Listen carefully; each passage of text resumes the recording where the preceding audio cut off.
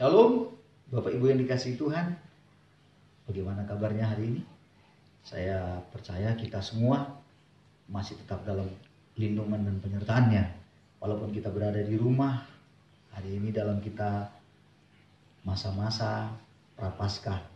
Dalam masa-masa menjelang Paskah ini, kita sebagai umat Tuhan, kita perlu sekali untuk merenung sejenak bagaimana peristiwa-peristiwa yang Yesus alami sebelum dia nantinya mati di kayu salib menyerahkan nyawanya. Saudara-saudaraku, perlu kita sadari penderitaan yang begitu hebat yang Yesus alami itu menjadi sebuah catatan bagi kita. Mengapa dia bisa kuat dan mampu dalam menghadapi penderitaan itu. Itu kita hari ini mau belajar juga dari keadaan itu untuk menjadi pembelajaran bagi kita juga supaya kita kuat dalam menghadapi penderitaan-penderitaan. Karena banyak sekarang umat Tuhan sudah banyak sekali yang tidak lagi mengerti apa sebenarnya di dalam penderitaan itu. Banyak orang alergi, marah, lalu kemudian menjadi membenci Tuhan karena penderitaan. Saudara-saudaraku, yang harus kita tahu bahwa kita sebagai umat Tuhan dalam masa-masa seperti sekarang di akhir zaman akan memang katanya masa-masa yang sukar. Dan kita perlu kuat menghadapi semuanya kesusahan dan penderitaan. Nah, yang harus kita sadari pada waktu Yesus datang ke dalam dunia ini, kita perlu satu hal yang harus kita tahu bahwa Yesus datang ke dalam dunia dengan dia menjadi manusia. Dia Tuhan menjadi manusia. Dia Tuhan 100%, manusia 100%. Dan dia menjadikan dirinya manusia. Dia tidak mempertahankan keilahiannya. Kalau kita membaca dalam kitab Filipi pasal yang kedua, disebutkan bahwa Tuhan itu datang mengambil rupa seorang hamba, mengosongkan dirinya. Filipi 2 ayat yang ke-6 dan 7. Yang walaupun dalam rupa Allah tidak mempertahankan kesetaraannya itu dengan Allah sebagai yang harus dia pertahankan. Dia tidak pertahankan itu. Justru dia mengosongkan dirinya dan mengambil rupa seorang hamba sama dengan manusia. Jadi pada waktu Yesus datang, dia 100% Tuhan, 100% manusia. Sama seperti kita manusia juga. Cuman bedanya dia tidak berdosa. Sementara kita adalah orang berdosa. Hanya itu yang membedakannya.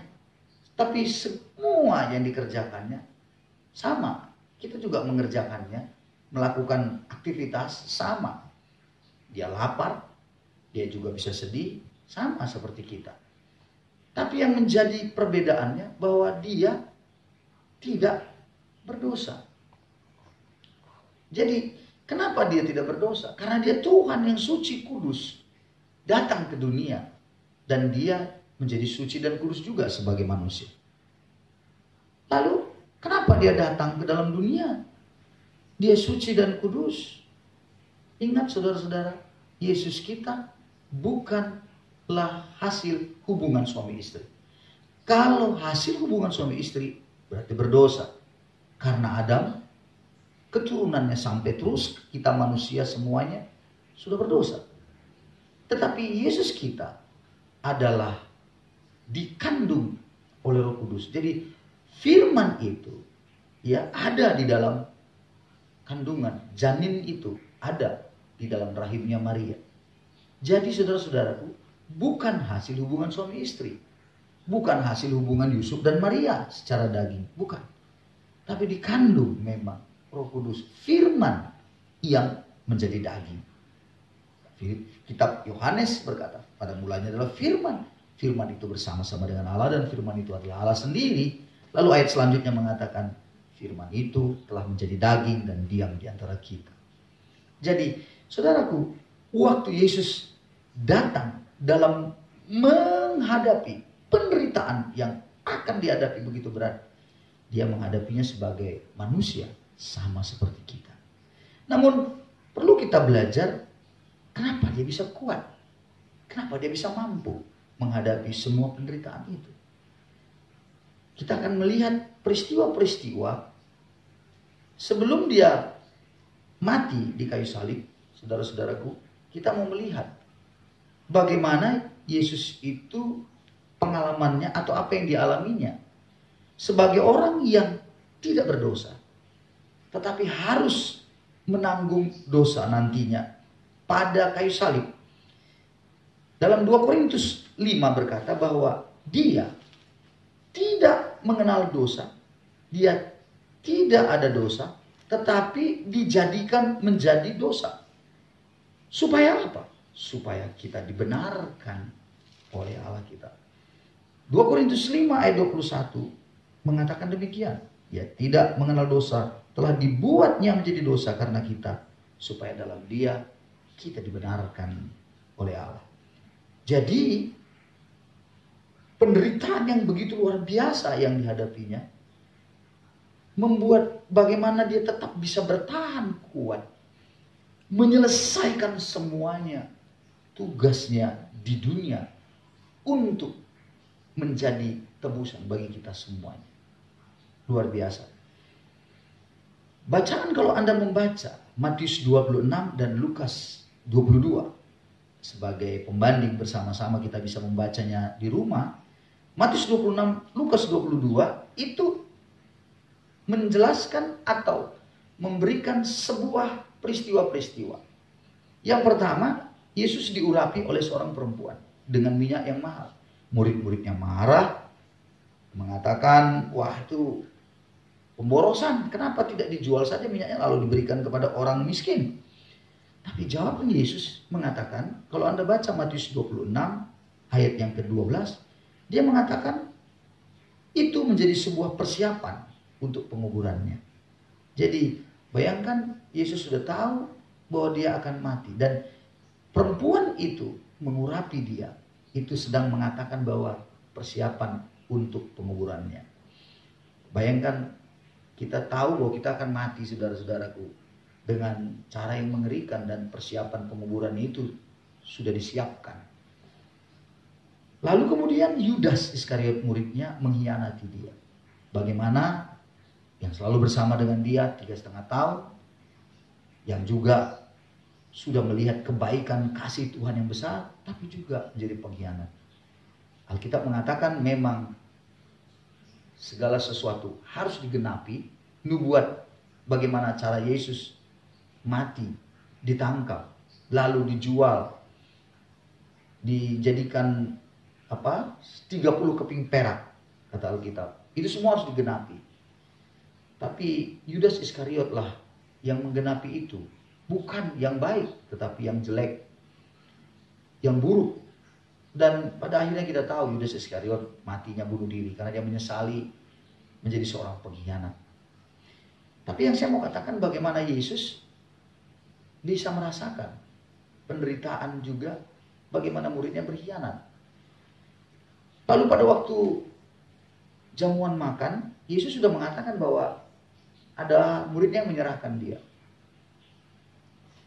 Kemudian kita lihat lagi peristiwa, Petrus menyangkal Yesus sebanyak 3 kali.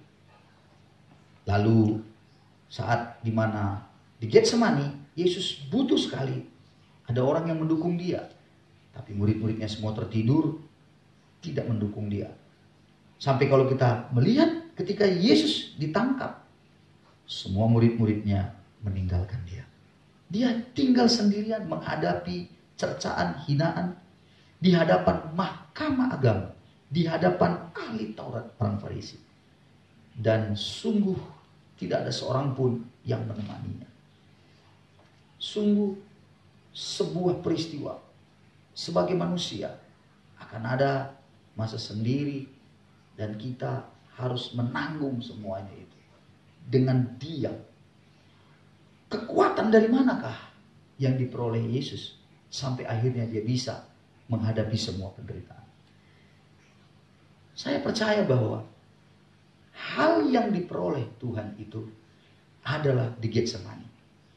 Di Getsemani lah dia menceritakan bagaimana dia menjadi begitu sedih dan mau mati rasanya.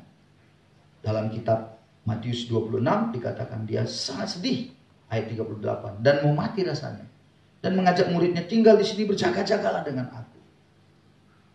Dukunglah aku, kira-kira begitu ya. Yesus mengharapkan. Tapi murid-muridnya tidur semua.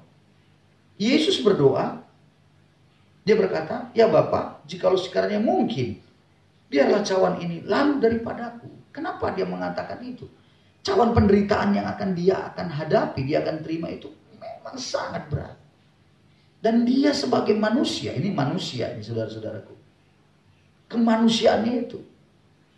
Dia tidak menggunakan keilahiannya, saudara. Dia sebagai rupa seorang hamba tadi, sebagai seorang manusia. Dia memang tahu begitu berat penderitaan itu. Sampai dia berkata, kalau boleh, lalukanlah cawan ini daripada aku. Tapi Yesus berkata, tapi jangan kehendakku yang jadi, tapi kehendakmu yang jadi. Artinya dalam penderitaan dia tanggung itu begitu berat. Dia seperti mau mati rasanya. Takut sekali. Lukas 22 bilang takut dan gentar sekali. Wajar sebagai manusia. Kemanusiaan takut dan gentar. Dan sampai 3 kali dia berdoa yang seperti itu. Dan dia berkata, bukan kehendak yang jadi Bapa, tapi kehendakmu lah yang jadi. Saudara-saudaraku, menarik sekali bagi kita melihat bagaimana Yesus, dia tidak mempertahankan egonya, dia tidak mempertahankan keakuannya demi untuk menyelamatkan semua kita. Ini harus kita sadari betul-betul sebelum kita nanti masuk ke dalam masa Paskah. Anda dan saya perlu sekali mengerti betapa penderitaan itu sudah Yesus rasakan sebelum di kayu salib. Dia sudah merasakan betapa berat nantinya. Sakit yang dia akan alami. Tetapi dia berkata dalam doanya, dia minta kalau boleh. Tapi bukan kehendaknya yang jadi. Sampai dalam saat dia berdoa, kemudian apa yang terjadi? Dalam kitab Lukas 22 mengatakan bahwa malaikat di surga menampakkan diri kepadanya, memberi kekuatan kepadanya. Ia sangat ketakutan dan makin bersungguh-sungguh berdoa. Lukas pasal 22 ayat 44. Peluhnya menjadi seperti titik-titik darah yang bertetesan ke tanah. Jadi peluhnya, keringat itu seperti darah. Kenapa bisa begitu? Dalam ilmu kedokterannya itu bisa terjadi. Namanya itu hematridosis. Hematridosis adalah pecahnya pembuluh darah. Oleh karena begitu stresnya sekali, saudara-saudara. Takut yang luar biasa. Dan kemudian keringat itu, peluh itu jadi seperti tetes darah.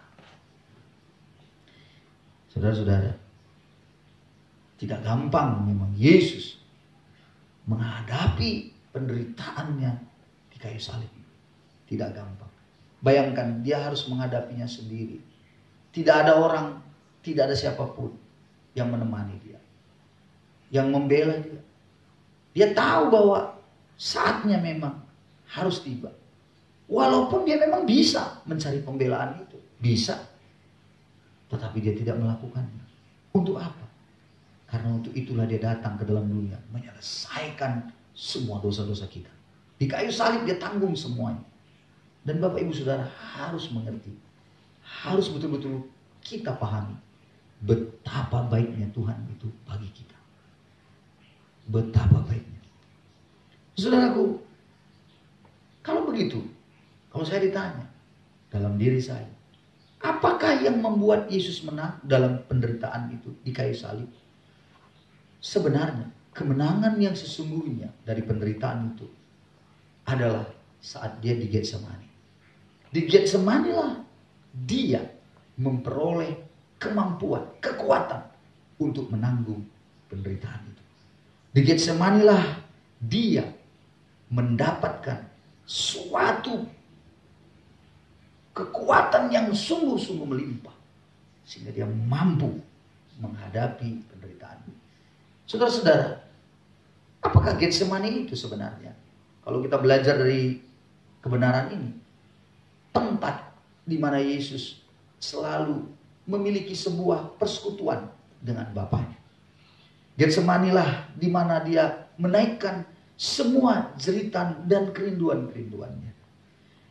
Akhirnya saya berpikir dan saya menarik sebuah kesimpulan yang sederhana. Ternyata kita pun bisa menanggung semua penderitaan kita, menghadapi semua kesusahan kita. Ketika apa? Ketika kita masuk di dalam Getsemani kita. Di manakah Getsemani kita itu? Getsemani adalah tempat saja, tetapi yang sesungguhnya adalah kita masuk kepada persekutuan dengan Bapa. Itu sebabnya Yesus mengajarkan dalam doa. Dia mengajarkan doa Bapa kami, tapi dia berkata begini, kalau engkau berdoa, masuklah ke dalam kamarmu, tutuplah pintu, dan berdoalah kepada Bapamu yang di sorga. Maka Bapamu yang di sorga akan mendengar. Di tempat yang tersembunyi, dia mendengarkan. Ingat saudara, masuklah ke dalam kamar, tutuplah pintu, dan berdoalah kepada Bapamu. Itu berbicara apa? Hubungan intim dengan Bapa di sorga. Getsemani itu, disitulah dia hubungannya dengan Bapa di sorga. Kita tanpa memasuki Getsemani dalam diri kita, kita tidak akan pernah kuat dalam menghadapi penderitaan. Percayalah. Itu sebabnya Yesus berkata kepada murid-muridnya, berjaga-jagalah dan berdoalah supaya kamu jangan jatuh ke dalam pencobaan. Roh memang penurut, tapi daging lemah. Artinya, sering kita di dalam diri kita, roh kita berkata, aku pasti bisa, aku pasti, tapi daging lemah. Jadi perlu ditaklukkan daging ini, dan kita perlu dapat kekuatan ekstra. Caranya masuk ke dalam Getsemani kita. Di sana kita tumpahkan. Kalau kita merasa bahwa kita mengalami sakit hati, kita merasa begitu kita mengalami betapa beratnya penderitaan yang kita alami, kita curahkanlah kepada Bapa di surga. Di sanalah kita menyembah Dia, di sanalah kita mendapatkan kekuatan daripadanya. Saudara-saudara, pada waktu Yesus disalib, segala sesuatu tidak ada jeritan, semuanya itu dia sampaikan sebuah perkataan-perkataan pengampunan ada di situ, menyatakan kepada ibunya, kepada muridnya Yohanes juga, itu ibumu. Lalu dia berkata, ampuni mereka Bapa. Tapi ada satu jeritan pada saat dia disalib itu. Dan jeritan itu, dia mengatakan, Eli, Eli, lama sabachthani. Artinya, Allahku, Allahku, kenapa engkau meninggalkan aku? Saudara-saudara, itu jeritan yang sangat memilukan sebenarnya. Yesus yang sudah ditinggalkan oleh semua orang. Yesus yang tidak lagi didukung sedikit pun. Padahal mungkin orang-orang sebelumnya mengagungkan dia, memuji dia. Tapi kemudian justru mengolok-olok dan menyalibkan dia. Saudara-saudaraku, Yesus sendirian menghadapi. Tetapi teriakannya, Eli, Eli lama sabachthani. Allahku, Allahku, mengapa engkau meninggalkan aku? Itu menunjukkan bahwa Yesus sebenarnya sangat menderita, lebih lagi menderita. Kenapa Allah meninggalkan dia? Jawabannya, karena Yesus sedang menanggung semuanya, dosa dan penderitaan, kejahatan kita di sana. Sementara Allah itu adalah kudus, tidak mungkin bersatu kekudusan dengan dosa. Maka Allah Bapa meninggalkan dia dan membuat dia sendirian menghadapi semuanya. Saudara, rupanya Getsemani itu, hubungan dengan Bapa itu, begitu dapat kekuatan baru. Yesus memperoleh sesuatu kekuatan dari apa yang dihasilkan dari hubungannya dengan Bapa. Diberikan dia sebuah kemampuan untuk bisa menanggung penderitaan itu. Namun ketika disalib, ketika hubungan itu tidak ada, ketika Allah meninggalkan dia, di sanalah dia merasakan sangat menderita. Itu sebabnya saya punya sebuah keyakinan bahwa putus hubungan dengan Bapa itu akan membuat kita semakin menderita. Justru penderitaan datang, tetapi ketika kita punya hubungan dengan Bapa, Getsemani kita tetap jalan di situ. Kita tetap kerjakan di situ, di Getsemani kita. Maka sebenarnya kita mampu menanggung penderitaan kita. Dan Yesus harus ditinggalkan oleh Allah karena dia sedang menanggung semua dosa-dosa kita. Sampai akhirnya, saudara-saudaraku, dia menyelesaikannya dengan berkata, sudah selesai. Dan Yesus berkemenangan dalam menanggung penderitaan. Bapak ibu saudara-saudaraku yang dikasihi Tuhan, saya hari ini ingin mengatakan bahwa kemenangan Yesus atas penderitaannya di kayu salib, sebenarnya kemenangan itu ada di Getsemani. Di sanalah dia mendapatkan kekuatan yang luar biasa.